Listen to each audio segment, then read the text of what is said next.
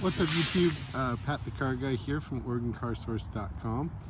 Talking to you about our first one ever here at the Gateway to Adventure Gresham Toyota 2020 Toyota Camry LE. It's not our first one. It's our first all-wheel drive though.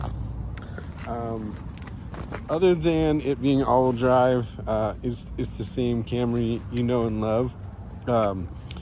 Still really good fuel economy. This one also has a cold weather package that's now available, which gives you heated exterior mirrors, heated front seats. So 17-inch alloy wheels. Also, you're getting full LED headlights now on this 2020 LE all-wheel drive Camry. Toyota Safety Sense Pedestrian, so you've got your radar sensor built into your front Toyota emblem. Also up here, you've got your lane departure warning system, auto high beams.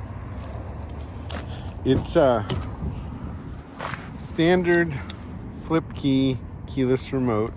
Does have all your power options, power windows, power door locks, power seat even, auto high beams. This one does have that cold weather package with the heated front seats. Apple CarPlay and Android Auto compatible stereo system. Of course, with Bluetooth, adaptive cruise control, as well as lane departure warning system.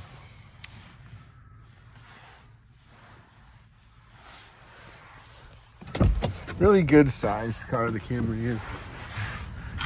Definitely glad to finally have an all-wheel drive option.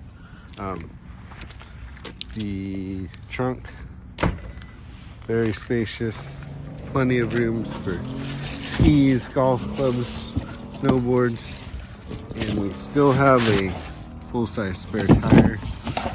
Not full-size, but it has a spare tire, which is a big deal nowadays. And I was just in the front seat with the seat all the way back. I'm about 6'2", and there's still plenty of room for me here in the rear seat. So we'll end this video out here in the inventory with the other Camrys that look just like it. This one's obviously different because it's all-wheel drive.